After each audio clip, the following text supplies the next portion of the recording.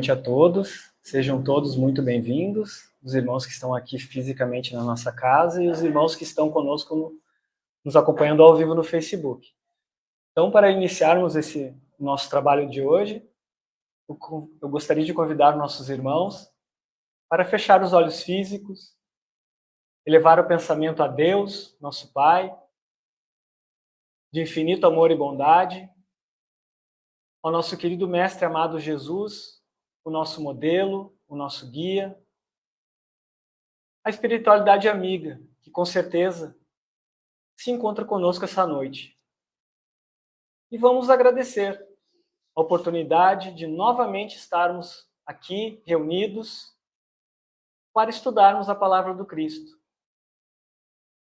E vamos pedir que essas bênçãos que estamos recebendo aqui hoje possam chegar aos nossos familiares, aquelas pessoas que estão nos nossos pensamentos, que possam chegar a todos aqueles que precisam, que sofrem as dores físicas e morais.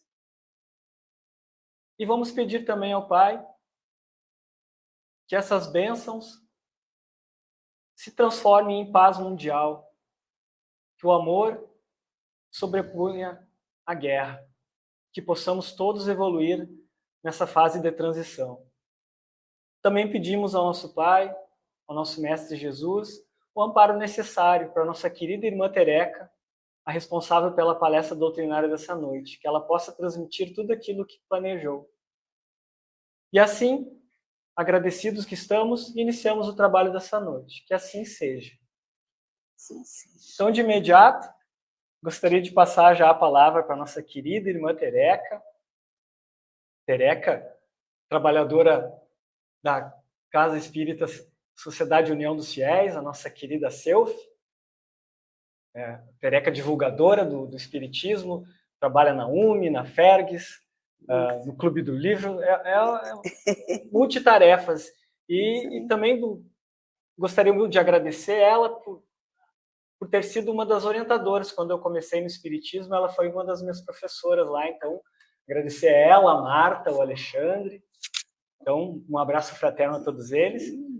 Então, passando a palavra para a nossa querida irmã Tereca. Boa palestra, Tereca. Obrigada. Em primeiro lugar, boa noite. É muito bom voltar a esta casa, depois de tanto tempo afastados, né, por motivos óbvios, por causa da pandemia, e ver a casa cheia, lotada. Trazemos conosco o abraço fraterno dos irmãos, eu e o meu irmão trazemos o abraço lá dos irmãos da Sociedade Espírita União dos Fiéis. E o Marcelo foi muito generoso, né? Eu agradeço o carinho, a atenção e a acolhida que recebi aqui desde o primeiro momento. Bom, a nossa proposta hoje é falarmos do capítulo 21 de O Evangelho segundo o Espiritismo. Tem aqui, obrigada. Tá. Haverá falsos cristos e falsos profetas.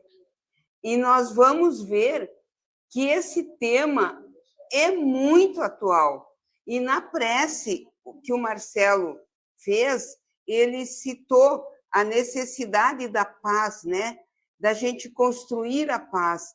E a gente sabe que a paz, a gente fala muito da guerra, dos grandes conflitos, mas e os conflitos internos, que muitas vezes nós não sabemos nem de onde vem e por que a gente estamos vivendo. Então, nós vamos conversar um pouco e ver de onde nós estamos recebendo certas influências e como contrapor a essas influências, né?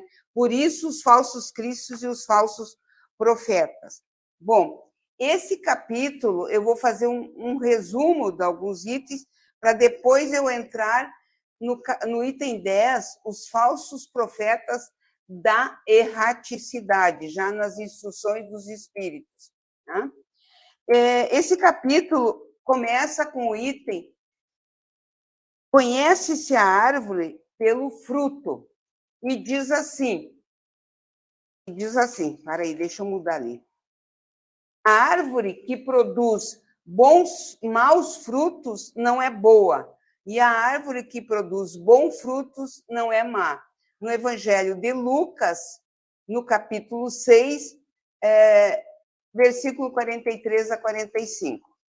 E depois, no item 2, começa assim: guardai-vos dos falsos profetas, que vêm ter convosco cobertos de pele de cordeiro, e por dentro são lobos rapaces. No Evangelho de Mateus, capítulo 15, de 15 a 20. Né? Bom, por que nos interessa falar e conhecer um pouco mais de profundidade esse capítulo? Porque nós sabemos que muitos de nós, muitas pessoas, fazem mau uso da sua capacidade de registrar o mundo espiritual. Ou seja, nós falamos em médiuns, né? Na verdade, todos nós somos médiuns. Alguns mais ostensivos, outros menos, mas todos somos medianeiros entre o plano espiritual e o plano físico. E essas pessoas que registram o mundo espiritual, médium não é santidade. Ter a capacidade mediúnica não torna ninguém santo, até muito pelo contrário, às vezes. Né? Então, essas pessoas, ao registrar o mundo espiritual, se não estiverem bem esclarecidas, elas acabam se fragilizando, né? Acabam abrindo espaço para intromissão e intervenção de entidades nefastas, de almas infelizes que desejam causar todos os tipos de perturbação. E nós sabemos, hoje nós somos, se não chegou bem a 8, mas nós somos 8 bilhões de seres encarnados no plano Terra. Outros 4, 5 vezes, né, Ney, né, pessoal, está no mundo espiritual. Então, daí a gente pode verificar a grande influência que podem exercer essas entidades sobre nós. E nós falamos isso por quê?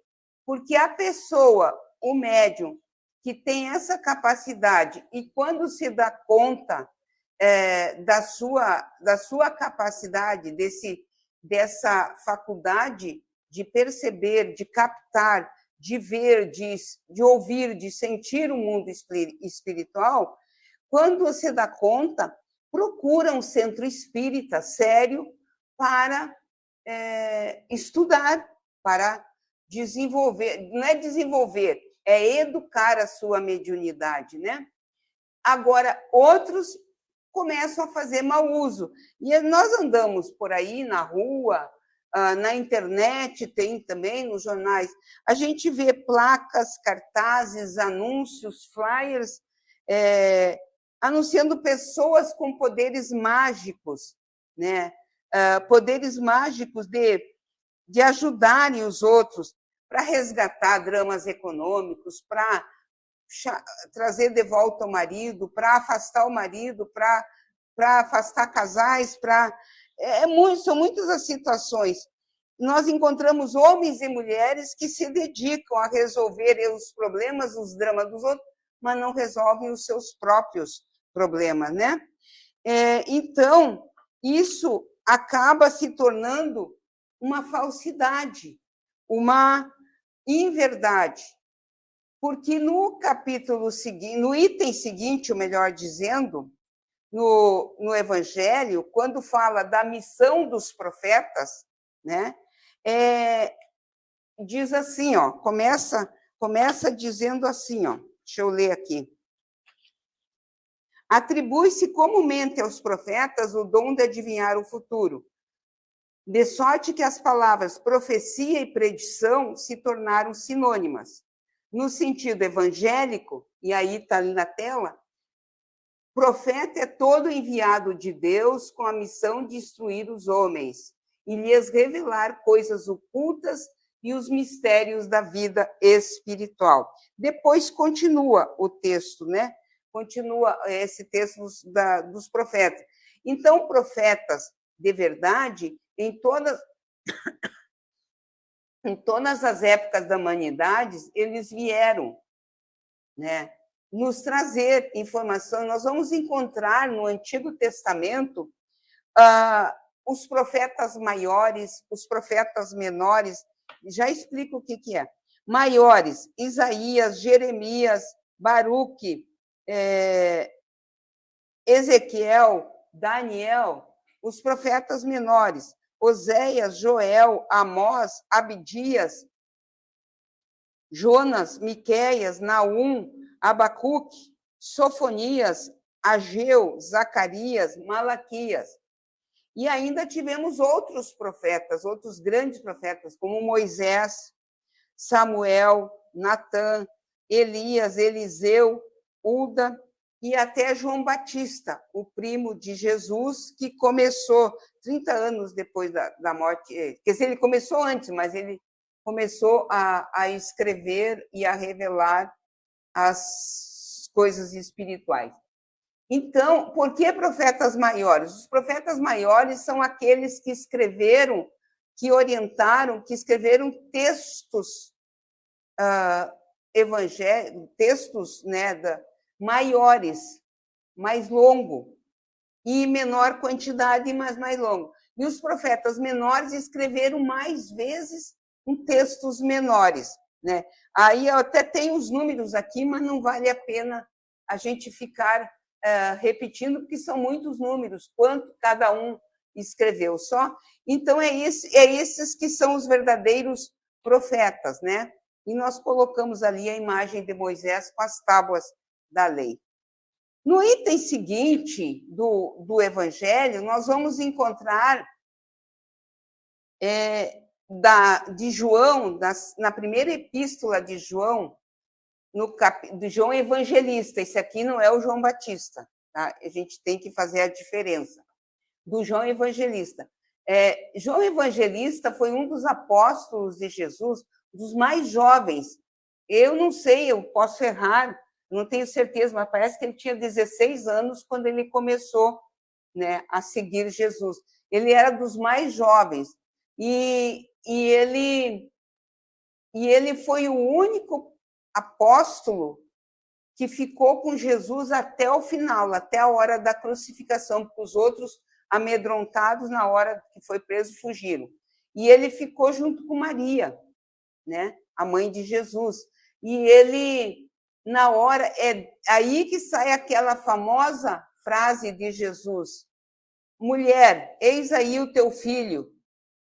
Filho, eis aí a tua mãe. Naquele momento, Jesus passou para João, entregou Maria para João cuidar dela, né? E ele fez com toda a devoção, com todo o carinho. E eu encontrei essa foto dele, jovenzinho, e eu adorei. Por isso que eu coloquei aí. Aí ele era bem jovem. E foi o único que não foi sacrificado. Ele morreu bem velhinho, depois que ele escreveu, inclusive, o Apocalipse, né? Ele escreveu as epístolas, ele foi o que desencarnou com mais idade e também foi o único que não foi. Os outros todos foram sacrificados, né? Os outros apóstolos. Pedro, por exemplo, também foi crucificado. E ele pediu para ser crucificado de cabeça para baixo, porque ele dizia que não era digno de ser crucificado como Jesus, igual a Jesus, né? É só um exemplo, né? Todos são assim. Então, mas o Espiritismo, por que essa frase de João? Meus bem-amados, não creais em qualquer espírito, experimentai se os espíritos são de Deus, porquanto muitos falsos profetas se têm levantado no mundo. Desde aquela época e até hoje. Continua, como a gente vai ver, né? E o Espiritismo nos revela uma outra categoria bem mais perigosa de falsos cristos e falsos profetas, que se encontram não entre nós encarnados, mas entre os desencarnados. Tem muito. São espíritos enganadores, hipócritas, orgulhosos, pseudo-sábios, que passam da Terra para a erraticidade. Já vamos explicar o que é erraticidade. e tomam nomes venerandos, como Jesus, Maria, Bezerra de Menezes, e vêm nos grupos ou para médios até solitários, né, ditar mensagens com totalmente distorcida, falsa, com falsas ideias, dando receitas, enfim. Tá? Então, sempre houve falsos profetas. Só que antes, quando não se conhecia a mediunidade, os espíritos exerciam a sua influência de maneira mais, vamos chamar assim, mais discreta. Por quê? Porque eles atuavam de maneira menos ostensiva, influenciando mentalmente, né, influenciando os médios, as pessoas. Então, foi aí que João adverte, né? João adverte, meus bem-amados, não acrediteis em todos os espíritos, e é assim mesmo que ele escreveu. Experimentai se os espíritos são de Deus, porquanto muitos falsos profetas se têm levantado no mundo. E o Espiritismo nos faculta os meios de distinguirmos um falso de um verdadeiro profeta, porque nós encontramos em todos os meios, em todas as situações, falsos profetas, em todo lugar, em todas as frentes sociais, políticas e religiosas. Nas campanhas políticas, por exemplo, como tem falso profeta? Como tem? E que fazem de tudo para vender uma imagem que não é a real, né? Que depois que se elege, não podemos generalizar e dizer que 100% é assim. Não. Tem muitos bons, né? Bons e que não tomam essas atitudes.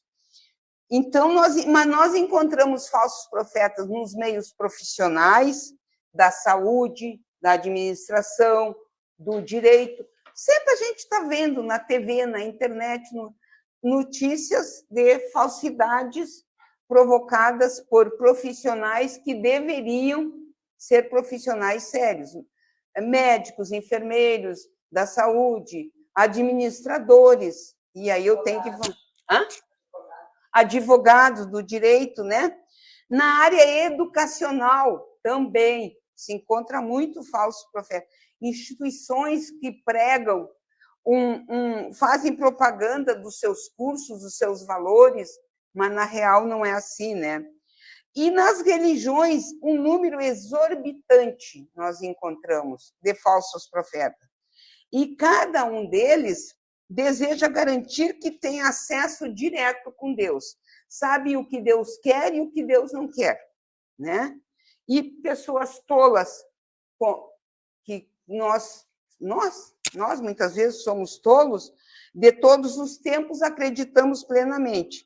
E agora, na era da internet, das mídias sociais, das facilidades de comunicação, como tem falsidade. Tudo que você ler na internet, você tem que primeiro analisar se aquilo é real. E não sair compartilhando. Porque se compartilha muita inverdade, né? Muita informação falsa. Inclusive, hoje, eu vi na televisão, no jornal, está se realizando um seminário para debater as autoridades, o ministro do Supremo, ministros do governo, enfim, representantes de todas as áreas. Estava vendo um seminário em São Paulo, se não me engano, discutindo como controlar as mídias sociais, ou botar um freio nas mídias sociais. Porque as pessoas... A internet virou uma terra de ninguém, né? Tu vai lá e escreve qualquer bobagem e os incautos saem falando. Então, as famosas fake news, né? Fake é um termo, quer dizer, falso, né? As notícias falsas. Então, sempre desconfie, como disse Jesus. dos profetas que se nomeiam donos da verdade. Então, ainda mais nesta época que nós estamos vivendo de transição planetária, de mudança, né? Nós temos que ter atenção, porque o verdadeiro missionário de Deus tem que justificar pela sua superioridade, virtudes, grandeza, resultados e influência moralizadora a missão que se diz portador. Ou seja, a missão dele tem que justificar, né, pela superioridade, pelas virtudes, pela grandeza, resultados conseguidos e a influência moralizadora. Isso está no Evangelho. Então, para a gente ficar atento, porque nós mesmos, quantas vezes nós somos falsos profetas? Eu venho aqui, falo de amor, de caridade, de justiça, e saio ali na rua e faço tudo diferente. Estou sendo falso profeta, né? Eu ensino para o filho, para o neto, né? Não faça isso, por aquilo, e, no entanto, eu faço. Isso é muito comum. Dentro de casa, nós somos falsos profetas. Então, é uma forma da gente se autoanalisar, se autoconhecer, para ver até que ponto nós não estamos sendo influenciados, muitas vezes, né? por entidades da erraticidade. Então, agora nós vamos no item do capítulo 21, no item 10, os falsos profetas na erraticidade. Todo esse item, ele é um pouco longo, ele está dentro das instruções dos espíritos, e ele foi ditado, esse item 10, que depois tem o 11, que é outra coisa, por Erasto. Erasto foi um discípulo de Paulo apóstolo, né? De Paulo, ele foi discípulo. E Erasto, ele ditou essa mensagem em Paris em 1862. Né? E Erasto é aquele... quando o Kardec estava reunindo material para codificação, escrevendo, enfim, Erasto se apresentou para ele e disse para o Kardec que eles tinham sido, que o Kardec tinha sido sacerdote nas Gálias. Gálias é onde é a França hoje. Tinha sido um sacerdote druida. E se a gente pesquisar, nós vamos descobrir que os druidas eram bastante evoluídos, muito mais evoluídos do que nós hoje, pela sua postura, pela sua ética, pela sua moralidade em relação a todos os aspectos da criação, a natureza, os animais, o ser humano, o respeito à mulher, enfim, do povo celta, né? E Kardec foi um sacerdote druida do povo celta, que habitou nas Gálias, morou nas Gálias. E o Erasto era companheiro dele, já muitas encarnações depois de que ele foi apóstolo de Paulo. E foi ele que ditou essa mensagem. E o que é erraticidade? A gente bom esclarecer. Erraticidade é o nome dado por Kardec ao plano espiritual, onde vivem os espíritos em processo evolutivo, nos intervalos entre as reencarnações. Eu sempre pensava que erraticidade é que estava no erro. E não é. Erraticidade é de errante. E por que errante? Porque não tem um local fixo. Quando nós desencarnarmos, nós vamos ser espíritos errantes. Claro que nós podemos ir, e com certeza nós não vamos para o nosso lar, né? Nós vamos ir para uma colônia um pouco menor, de menor dimensão. Mas nós não vamos ficar fixos ali, porque nós vamos continuar trabalhando, estudando, vamos continuar depois que a gente tiver condições, e aí,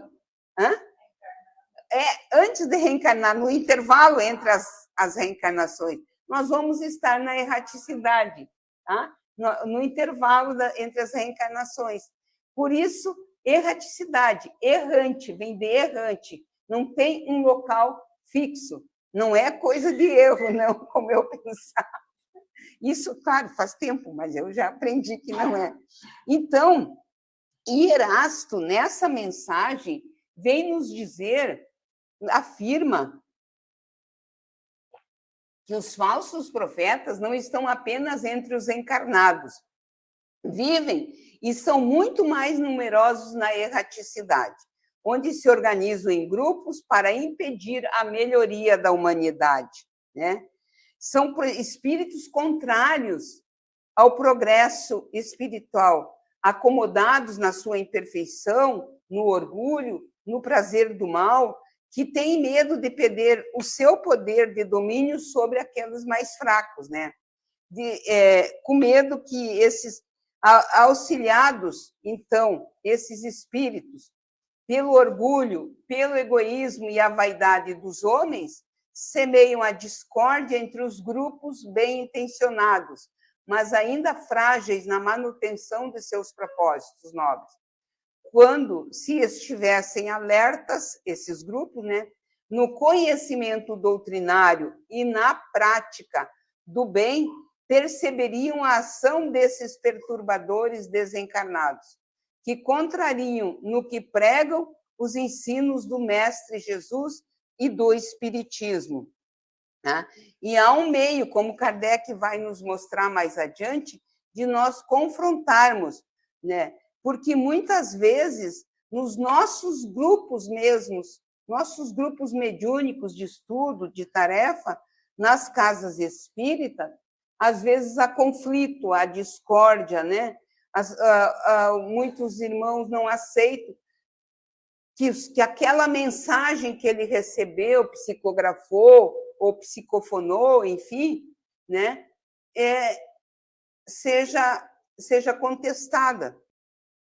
Mas aí você vem um espírito do nível de Joana de Ângeles, de Bezerra de Menezes, e faz um ditado pífio, né? Um ditado que não tem nada a ver com a linguagem.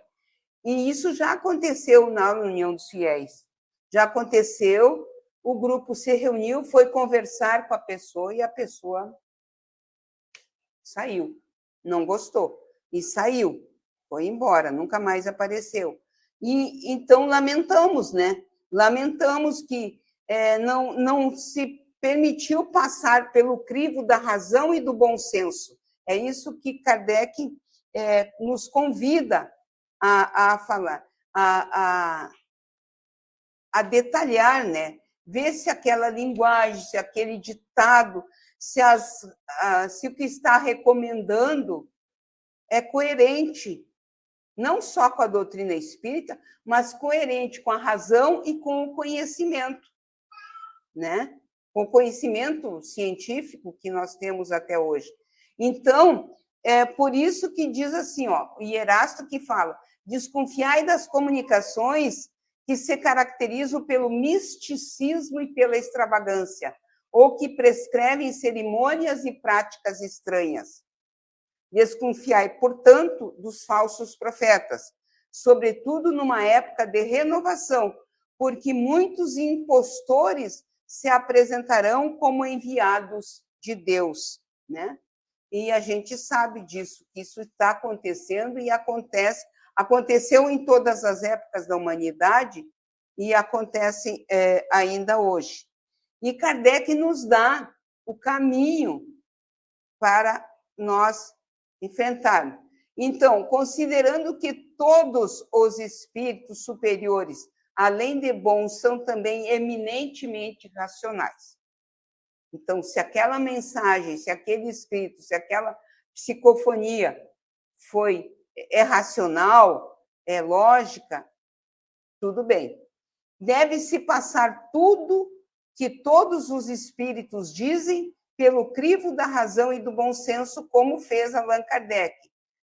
Tanto as ideias que contradizem o bem, quanto as que contradizem os conhecimentos científicos. E Kardec foi tão perspicaz nesse sentido que ele não aceitou a primeira comunicação que surgiu. Ele confrontou com a mensagem que ele recebia da França, da Espanha, até do Brasil, recebeu, né? Diversos médiuns em diferentes partes do mundo que chegavam à mesma, nenhum sabendo do outro, chegava a mesma mensagem. E aí Kardec, reunindo esse material, vai entrevistar os espíritos. E se nós observarmos o Livro dos Espíritos, sim, em diversos idiomas, sim, bem isso. E Kardec, ele dava nó nos espíritos, né? Porque ele pode olhar as 1019 perguntas, leia com atenção. Ele faz uma pergunta, os espíritos respondem, e ele logo em seguida, se não imediata, mas logo em seguida, ele faz a mesma pergunta com uma outra conotação. Ou seja, testando do ponto de vista racional para ver se aquela resposta é coerente. Então, Kardec usou isso em toda a codificação, né? E tanto que no Evangelho, então, no Livro dos Espíritos foi ditado pelos Espíritos. O Evangelho, todos os capítulos, eles têm uma coerência, uma sequência lógica, né? Que começa no capítulo 1, não vim destruir a lei, que Jesus disse, né? Qual é a lei que ele não veio destruir? A lei divina, claro. E aí ele vai nessa sequência lógica e coloca nessa sequência lógica mensagens do Evangelho de Jesus, como essa que a gente viu agora no início da exposição, as mensagens de Lucas, de Mateus e a epístola de João, né? De João Evangelista. Então, ele coloca ali, depois os comentários que se seguem são do próprio Kardec. Todo o Evangelho é comentado por Kardec. Aí a gente vê a lógica, a perspicácia, o bom senso, né? Explicando aquela frase ou aquele texto evangélico. Né? Então, é assim. E aí, considerando que o Erasto, discípulo de Paulo, afirma ainda que, não existindo médium perfeito, qualquer um pode ser obsediado, se não estiver sempre vigilante e ligado aos espíritos superiores, através do esforço de desenvolver sentimentos bons, pensamentos elevados e ações no bem.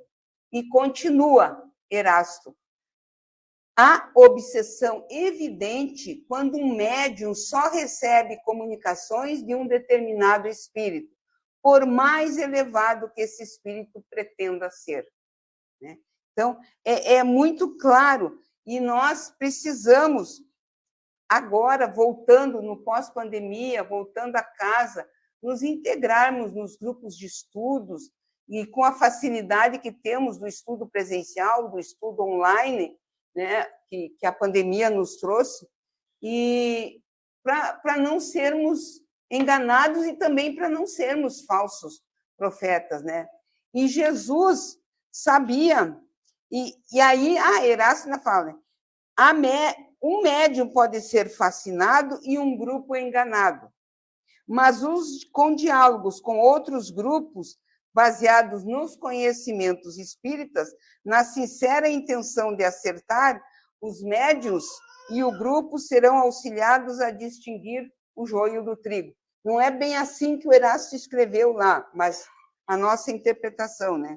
Sem melindres, na fraternidade e na humildade, que deve imperar em todo o trabalho espírita. Né? E Jesus sabia o que dizia quando proferiu: vigiai e orai, para não cairdes em tentação. Isso está no Evangelho de Mateus, no capítulo 26, no versículo 41.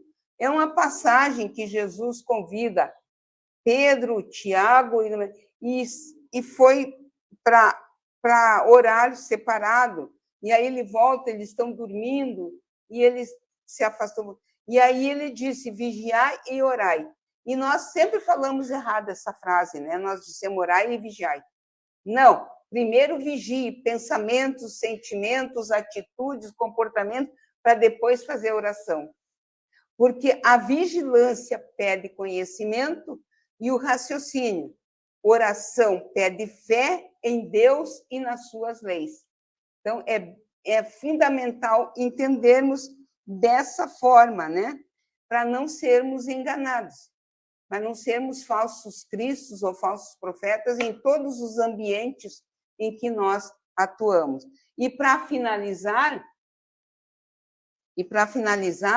vamos ver uma mensagem de Bezerra de Menezes, nós pegamos um trecho só. A finalidade providencial das manifestações espíritas. E Bezerra nos diz o seguinte: aos médiuns cabe a grande tarefa de ser ponte entre as dores e as consolações. Aos dialogadores, daí eu copiei aqui, que não cabia tudo na tela, aos dialogadores cabe a honrosa tarefa de ser, cada um deles, psicoterapeutas de desencarnados, contribuindo para a saúde geral. Enquanto os médiuns se entregam ao benefício caridoso com os irmãos em agonia, também têm suas dores diminuídas, o seu fardo de provas amenizadas, as suas aflições contornadas, porque o amor é o grande mensageiro da misericórdia que dilui a névoa da ignorância e que apaga... Desculpa, eu me perdi aqui na leitura. Porque o amor é o grande mensageiro da misericórdia que dilui todos os impedimentos ao progresso. É o sol da vida, meus filhos, que dissolve a névoa da ignorância e que apaga a noite de impiedades. Reencarnastes para contribuir em favor da nova era. As vossas existências não aconteceram ao acaso, foram programadas. Olha a nossa responsabilidade, né? Essa mensagem, Bezerra de Menezes ditou para Divaldo Franco numa reunião dos grupos espíritas da Califórnia, Los Angeles, a capital, né? Nos Estados Unidos, no dia 13/11/2010, né? Bem quando Manuel Filomeno de Miranda estava ditando ao Divaldo, aliás, já tinha ditado o livro Transição Planetária. Então, com essa mensagem, meus irmãos, encerramos a nossa exposição, nos colocamos à disposição. Eu não sei como é que eu não perguntei o tempo, se eu estou bem no tempo, né? E agradeço o carinho, a atenção, a acolhida, as cabecinhas balançando. E os irmãos, não podemos deixar de agradecer a companhia carinhosa dos irmãos pela internet, pelo Facebook, que estão, com certeza, também vibrando, como todos nós aqui. Muito obrigado e que Deus nos abençoe. Nós é que agradecemos, Tereca, a tua presença, a palavra que tu nos trouxeste hoje, o estudo que tu fizeste para trazer essa mensagem para a gente. Então, muito importante. E como a Tereca falou na sua palestra, que não sejamos falsos profetas, né? Que sejamos espíritas não só aqui na casa espírita, mas em casa, no trabalho, na rua, no trânsito, né? Então, que não sejamos falsos profetas e que, como a Tereca falou e o nosso querido irmão codificador Allan Kardec, sempre as mensagens, usar o crivo da razão, que a gente, e não se milindre, que nós sejamos mais fraternos entre nós, porque às vezes essas mensagens apócrifas, elas vêm pelo nosso ensinamento, às vezes para que a gente fique um pouco mais humilde. Então, muito obrigado, Tereca, por esse chamamento, essa bela mensagem. Obrigada pela oportunidade. Então, Gostaria de agradecer também a presença de todos que vieram aqui na casa fisicamente, que estão aqui conosco, agradecer aos irmãos que nos acompanharam ao vivo pelo Facebook e aos irmãos que vão nos assistir posteriormente, né? Que o nosso querido irmão Ney, depois da live, ele edita esse vídeo e coloca no canal do Consolador. Então, legal. Agradecer a presença de todos. Então, E gostaria também de ressaltar, né, a presença da Tereca, a simpatia dela, a energia que ela sempre nos traz, o conhecimento, e te agradecer e pedir que tu leve um abraço fraterno para Selfie, lá para a Marta, para o seu José, para todos os trabalhadores da Tati. Então, sinto bastante saudade de lá, então leve um abraço fraterno. Então, para nós encerrarmos o estudo dessa noite, eu gostaria de passar a palavra para a Tereca, que ela gostaria de dar um recado, e depois ela vai fazer a oração final para encerrarmos, tá, meus irmãos? O recado é um convite para o 12º Congresso Espírita do Rio Grande do Sul. Então, eu vou passar o vídeo de lançamento, depois nós comentamos. Aqueles eram dias semelhantes a estes.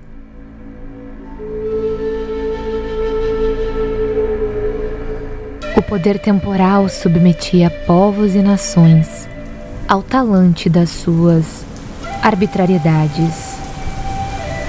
Os valores éticos, desconsiderados, estabeleciam o caos nos relacionamentos individuais e comunitários. Mas, hoje ainda, quase tudo permanece assim.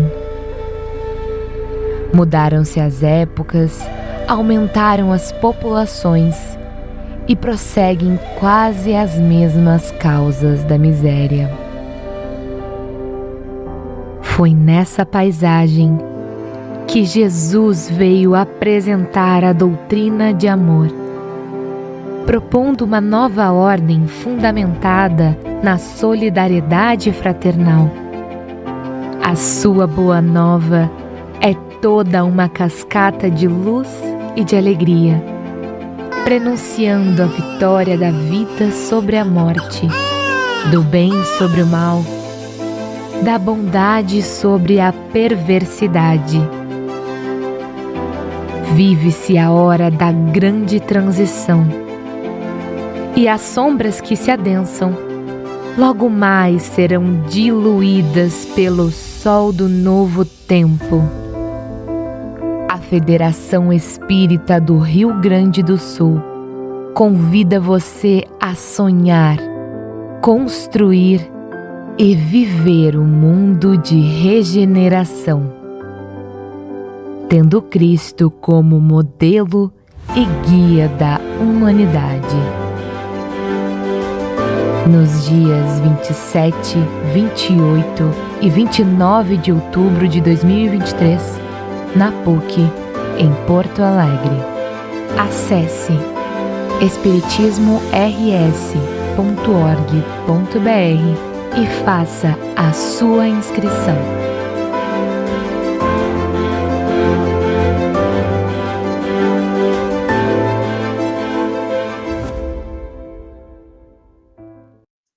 Então, esse é o convite para o nosso congresso, 12º, né, que vai se realizar em outubro, e os expositores já confirmados, o Divaldo Franco, né, André Trigueiro, o Haroldo Dutra Dias, né, o Rossandro não vem. E outros, a Eulália Bueno, o Vinícius Lozada. Então, a programação está muito boa. E já tem mais de 1.000 inscritos, e são 2.500 vagas só. Abriu há 3, 4 semanas. Abriu agora em fevereiro. Não faz um mês ainda, e já o primeiro lote de 1.000 já foi. Agora foi aberto o segundo lote de 500. Então, é bom se informar, divulgar, né, sobre o congresso. E ali está a minha tela aparecendo ali, né? o sol, essa imagem é muito significativa. O que representa esse sol do novo tempo, né? Com o rosto de Jesus irradiando. Tá? E as inscrições são feitas direto no site. No site da fé ou no site do Congresso. espiritismors.org.br. Direto. Né?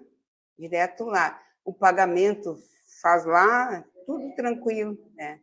E a União Municipal Espírita de Santa Maria está já levantando os custos, o orçamento, coisa para nos levar, como foi feito em outros congressos anteriores, desde o 6º congresso. Leva o hotel, a viagem, tudo direitinho. Tá? Então, esse é o recado. Acho que eu ocupei mais tempo do que devia. Não tem problema. Vai fazer oração para nós. Desligar aqui? Pode deixar. Então, queridos irmãos, após o nosso diálogo, vamos unir os nossos corações, os nossos sentimentos, a nossa mente, as nossas mentes, para agradecer a Deus a oportunidade que temos de estudar, de aprender, de conviver, de confraternizar espiritualmente entre encarnados e desencarnados. Agradecer por todos os recursos que nos trazem até aqui. E também, Senhor, pedir, não só por nós, mas por todos os irmãos que nos acompanham a jornada, desde os familiares, desde os irmãos que trabalham conosco, que convivem conosco no dia a dia. E a tua paz, a tua misericórdia, Pai, ir se estendendo e chegando em todos os cantos e recantos, aonde houver um irmão em sofrimento e dor física, moral ou espiritual. E são tantas as circunstâncias que essas dores se dão. E assim, Senhor, com esse pedido, agradecemos mais uma vez também aos nossos benfeitores, desta casa, da nossa casa, a União dos Fiéis, e de cada um de nós em particular. E agradecemos a todos os irmãos que nos acompanharam nesta noite, presencialmente ou virtualmente, encarnados e desencarnados. Que assim seja.